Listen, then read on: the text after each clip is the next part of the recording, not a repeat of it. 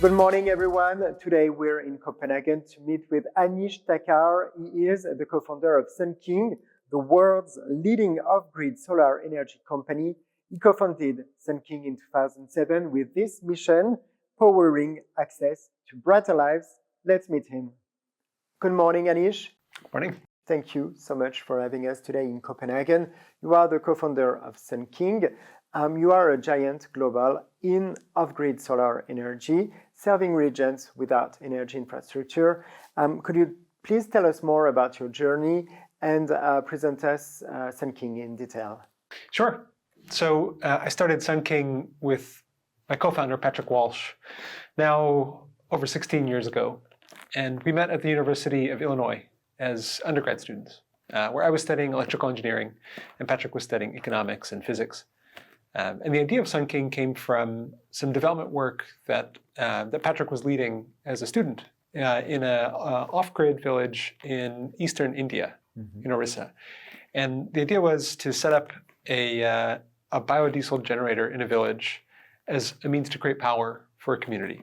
And so Patrick and a group of students spent a whole summer and raised a lot of charitable funds and flew in this generator, installed it in the village, and basically provided power to one community. And in that summer, we sort of realized the absolute transformative power of literally power. Electricity. For homes, for productive use, for safety, for the community, in a very holistic sense. But also this mechanism of raising charitable funds and donating time and bringing power to one village, while very transformative for that community, it was not very scalable. And so then we as Sun King started to think about how could we bring power to the hundreds of millions, actually 1.8 billion people that live off the reliable electric grid across Asia and Africa, how we could do it. And that was where the idea of Sun King came from. So today Sun King is a provider of solar power for homes across 40 countries in Asia and Africa. Over 100 million people use Sun King for light and device power worldwide, about 1 in 5 households in Kenya. And what about the technology behind Sun King? So Sun King is, at its heart, we're a technology company. So we start by designing solar equipment that works for off-grid households. And so what a typical Sun King solar device is a small solar panel on the roof, battery storage in the home, LED lighting, which can light up one or multiple rooms with wall switches, and then device power to power common appliances that a family may have. So that may be to charge a phone, to power a radio. As customers upgrade and add more solar power and battery storage, to power television, to power a fan, in the future a refrigerator. But at Sun King, there's really 3 pillars of the company, and the technology is one pillar. But really early on, we realized it wasn't just about the products. It was also about the deployment. So over the last 15 years, we've built a very wide distribution network that's focused on the deployment. And so today we have 26,000 energy officers. These are field agents who are invariably users first, but 50% are women. And they power their own home with Sun King. And then they make Sun King available to the families in the communities around them. And quite literally go door to door, explain the virtues of Sun King. And then if a family wants to power their own home with Sun King, then they help that customer make that purchase decision. And then they actually install the equipment in the home. So that's the second pillar, is the deployment. And then the third pillar was the financing. Because a typical solar home system might cost $120, and that brings light to the whole house, phone charging and device power, and it's much brighter, it's much safer, but it can be very difficult for an off-grid household to afford that equipment up front. Despite the fact that many off-grid homes will spend $80, $100, $120 every year on kerosene to light kerosene lanterns in the home and to pay for phone charging. So financing was really the key last third pillar we needed to put in place to unlock the affordability and availability of solar equipment for off-grid homes. And so what we do is that when a family wants to power their home with Sun King, instead of paying for the whole $120 system up front, they pay a small deposit, say $5, and our agent installs the system in the home, and they sign up for a payment plan. And that payment plan might be something like $3 per week. And so they pay $3 every single week, and over the course of a year, they pay off the value of the system, typically from the savings that they enjoy from day one, because they don't have to buy kerosene to power these smoky kerosene lamps, or to pay for phone charging to go to a town and charge their phone.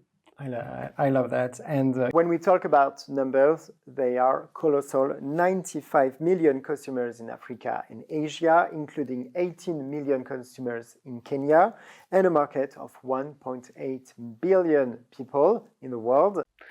That's right. That's huge. Yeah, it's been a long journey, but I think the big message I want to make is that there's still such a huge population in the world that is off-grid. And so, we think about what life was like in the West 150 years ago, right? If you live in a small community, when the sun sets, it's hard to be productive. It can be unsafe to be out after the sun sets. And if you have children in the home who need to study, once it's dark, it's very difficult to do. And the reality of using a kerosene lamp to provide light is very difficult, because they routinely cause fires in homes. They're smoky and create a bad indoor the air quality in the home, and they hold back human advancement, childhood advancement. They hold back a feeling of safety and security and the modern life that all of us want. So today, 1.8 billion people, that's 300 million households, still need access to electric power. So there's still quite a bit in front of us to achieve our focus of providing power to the off-grid world. And who are your customers? So a typical customer for Sun King is a family that lives in a rural community, so far from the urban cities, the urban centers. But if you were to drive out of Nairobi, out of Lagos, out of Dar es Salaam, just a few kilometers, quickly you'd find that the roads thin out, the households are more spread apart. We're in farmland, and often the power lines stop, or even if they're up, they're not live anymore, and so there's no power coming to the home. The home has no connection to the grid, and a typical house would basically burn kerosene for light, and be stuck trying to charge their phone once or twice a week by going to a market town and paying 20 or 30 cents as a fee to charge their phone. What have been the major milestones of Sun King? I can tell you one of the earliest for me, which was the absolute proof point in what we were doing, which was we had our first prototype solar devices that just come off of a factory floor, and we had them in a box, and we took them to an off-grid, unelectrified village in India, and we came to this small community where someone in our family had a connection to someone that lived there, and so we came there and we were sort of introduced by this person that grew up in the village, and we're trying to demonstrate the products, and sort of he's translating, and we're showing this to what quickly becomes a group of 50 or 60 people, and we sort of pause after a moment, and there's just a moment of silence, and in my mind it looks like no one's interested in this thing. But after a couple of moments, an older man in the village sort of pushes his way to the front of the crowd, and he picks up the product and he kind of looks at it, and then he turns around and he walks out of the crowd, and he walks into his home and closes the door with our prototype solar system, which to me was a very confusing moment. And after what was probably just a minute but felt much longer, he came right back out, and he came with 1,000 rupees in his hand, and he said, "That's great. I want to buy this." Okay. So that was an incredible moment. That not only could this technology work, but the people, the target users that we wanted to this part to work for, that they were willing to vote with their wallet. And that was a really amazing moment. So I'd say that was maybe one of the first. Fast forwarding to the launch of our pay-as-you-go business model, where we provide the consumer financing. We very quickly began to see that not only was this about people understanding the product and wanting to buy it, but very quickly a whole village could adopt the system en masse. And so we'd visit a community where we had just demonstrated the product, say 2 months before, and now you visit just 60 days later, and almost every home in the village has solar in their home. And when the sun sets, you see bright electric light coming out of the windows in every out of the windows of every home. That was a real belief maker that not only could we build the technology and find a way to finance it, but we had a shot at solving this problem, on a very broad basis for every off-grid home everywhere. You raised $260 million in 2022, then $70 million in 2023. Why did you decide to open your capital to private equity funds? There was a moment where we knew the business model was working. The products worked for people. We could bring them to consumers efficiently and effectively. Customer satisfaction was high. And with the availability of financing, our products were broadly affordable to virtually every off-grid house in villages that we reached. And at that moment, we realized, we can't do this alone. 1.8 billion people, 300 million households. That, at $200 of financing per house, that's $60 billion of purchase financing that we need to unlock to be able to help families finance the solar for themselves. So we can't do that alone. And that was when we said, okay, we need to find financing partners that we can bring into the business and that can help us extend financing to these households. And then we started to look for equity shareholders who could inject fresh capital into the company, and also lenders that could help in bringing loans into the company that we could then pass on to lend to our clients. So concretely, what has been the contribution of private equity to Sun King? I'm thinking about growth opportunities or internationalization, for instance. So in 2022, we brought in General Atlantic, Leapfrog, and M&G. These were our three institutional investors that came in and funded the business. It allowed us to fund a lot of the growth. What we saw in that was not just the capital to fund growth, but partners that could help the business in a wide set of ways. So at Sun King, we're deeply focused on understanding our business in all its minutiae, in optimizing it, in making it as effective as possible, to make their systems as affordable as possible. And so we're operators, we're technologists, we're supply chain experts, we're deep on with our heads down in the business. And what these private equity partners have been able to bring to Sun King is a breadth of experience. So as we look at how do we finance the loans for consumers at the next level of not just connecting 100,000 households a month, but 1 million households a month. How do we improve our customer experience as more and more customers move to smartphones and want to understand the systems, the equipment that they're using, and understand the financing terms. How can we use the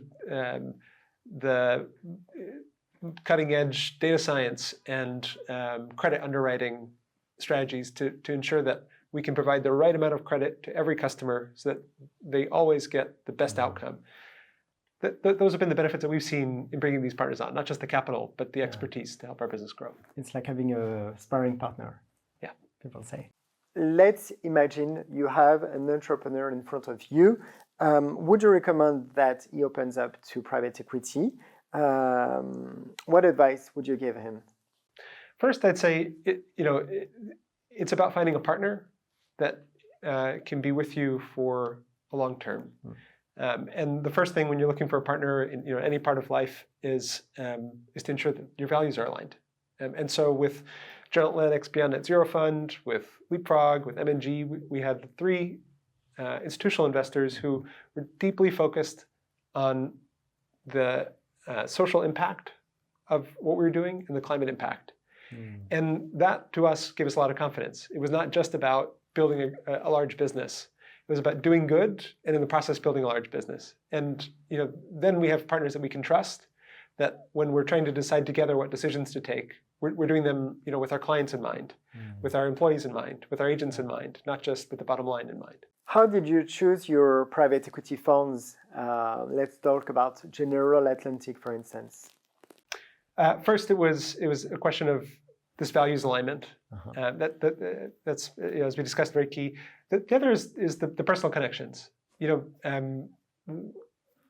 Building a business like Sun King is intense. Yeah. It involves a lot of intense work. It involves a lot of firefighting and problem solving, and we need people that we can relate to well personally. That that can be with you in the good times and also help you and support you when in the hard times. And so I think the first thing we saw in each of the people who have then come onto the board from these three institutional investors were people that we just genuinely enjoyed spending time with, that were open and transparent, that were so not just interested in our values, but clearly came to the partnership with Sun King with very similar values. Yeah. As we have seen, Sun King is an impact-driven company. How did you see yourself in the coming years? What are your projects for the future? The two big focuses for Sun King are, one is to make affordable solar available to every off-grid home everywhere. And that's a big boots on the ground exercise. We have to build out, we have to enter new countries. So in the last 3 years, we've entered 5 new countries in sub-Saharan Africa. And we're adding at least one more in the next 6 months in this year. We have to recruit and train a vast number of field agents, so now 26,000 agents. And we have to do this in new geographies every single week, every single month. So being able to make these systems affordable to homes, we have to be able to show up at their house, show the product, and be able to service it in the long term. So that's kind of the first.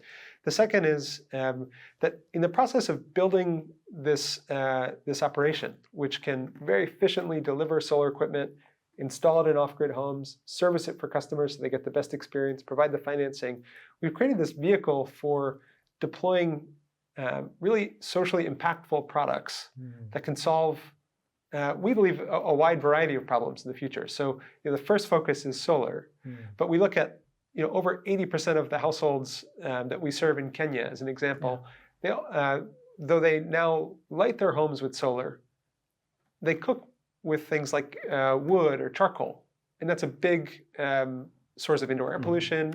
It's a big customer pain point. Everyone wants a clean burning fuel. Especially for women who are doing the majority of the cooking and spend the most time in the home. And so we look at that and say, well, we've got these relationships with customers. We can provide financing for a better technology. We can deliver it. We can service it. So what types of interventions can we deliver in the cooking space that can improve air quality in the home, reduce carbon emissions, and lead to a better, more modern cooking experience for homes. So last year we acquired a company called Pego Energy that's developed a really unique technology for that.